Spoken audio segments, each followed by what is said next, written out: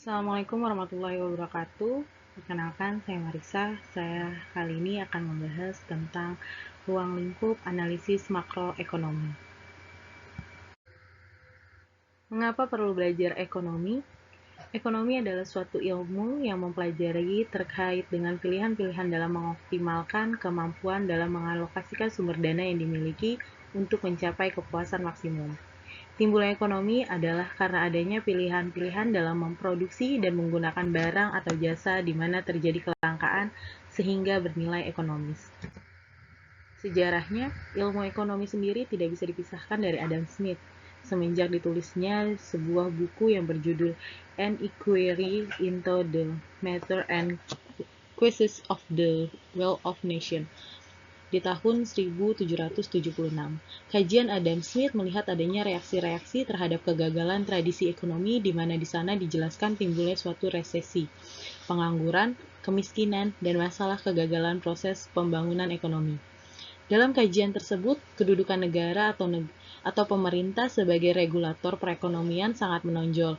Tapi, menurut Karya dan Samsudin, pada tahun 2016, seharusnya negara atau pemerintah hanyalah salah satu aktor ekonomi yang cukup penting kedudukannya dalam menghasilkan regulasi untuk menyelesaikan masalah-masalah dan beban sosial akibat perubahan ekonomi yang terjadi.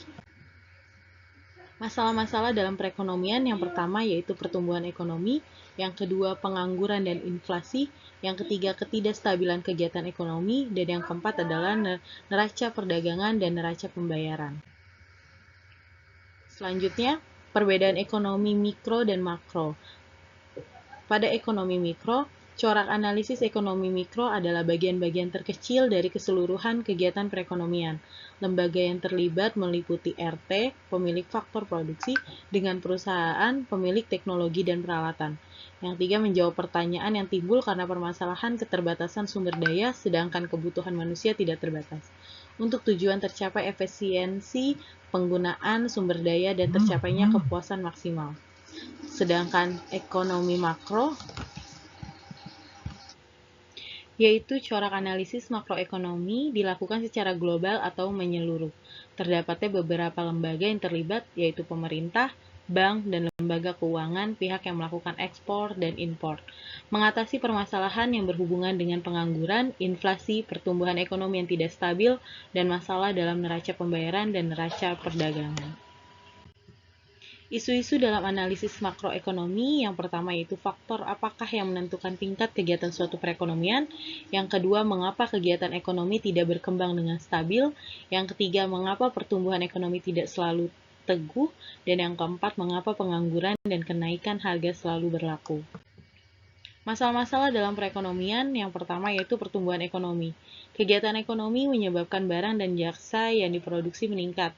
Faktor-faktor produksi akan selalu mengalami pertambahan dalam jumlah dan kualitas.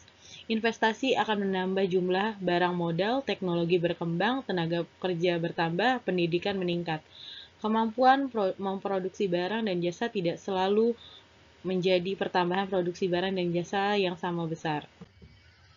Yang kedua yaitu pengangguran. Pengangguran adalah suatu keadaan di mana seseorang tergolong dalam angkatan kerja yang ingin mendapatkan pekerjaan tetapi belum dapat memperolehnya. Penyebab terjadinya pengangguran yaitu menganggur karena ingin mencari pekerjaan lain yang lebih baik. Yang kedua, perusahaan menggunakan peralatan produksi modern yang mengurangi penggunaan tenaga kerja. Dan yang ketiga yaitu ketidaksesuaian di antara keterampilan pekerja yang sebenarnya dengan keterampilan yang diperlukan dalam industri-industri. Yang ketiga yaitu inflasi. Inflasi yaitu suatu proses kenaikan harga-harga yang berlaku dalam sesuatu perekonomian. Faktor-faktor penyebab inflasi yang pertama yaitu tingkat pengeluaran agregat yang melebihi kemampuan perusahaan-perusahaan untuk menghasilkan barang dan jasa. Dan yang kedua yaitu pekerja-pekerja di berbagai kegiatan ekonomi menuntut kenaikan upah. Yang keempat yaitu ketidakseimbangan neraca pembayaran. Neraca pembayaran adalah suatu ringkasan pembukuan yang menunjukkan aliran pembayaran yang dilakukan dari negara-negara lain ke dalam negara atau sebaliknya dalam satu tahun tertentu. Contoh pembayaran yang dilakukan yang pertama, penerimaan dari ekspor dan pembayaran untuk impor barang dan jasa. Yang kedua, aliran masuk penanaman modal asing dan pembayaran penanaman modal ke luar negeri. Yang ketiga yaitu aliran keluar dan aliran masuk modal jangka pendek seperti mendepositkan uang di luar negeri. Selanjutnya yaitu ada kebijakan makroekonomi. Tujuan kebijakan makroekonomi yang pertama yaitu menstabilkan kegiatan ekonomi, yang kedua mencapai tingkat penggunaan tenaga kerja penuh tanpa inflasi, yang ketiga menghindari masalah inflasi, yang keempat menciptakan pertumbuhan ekonomi yang teguh, dan yang kelima mewujudkan kekukuhan neraca pembayaran dan kurs kurs asing. Bentuk kebijakan makroekonomi yang pertama yaitu kebijakan fiskal, meliputi langkah-langkah pemerintah membuat perubahan dalam bidang perpajakan dan pengeluaran pemerintah dengan maksud untuk mempengaruhi pengeluaran agregat dalam perekonomian.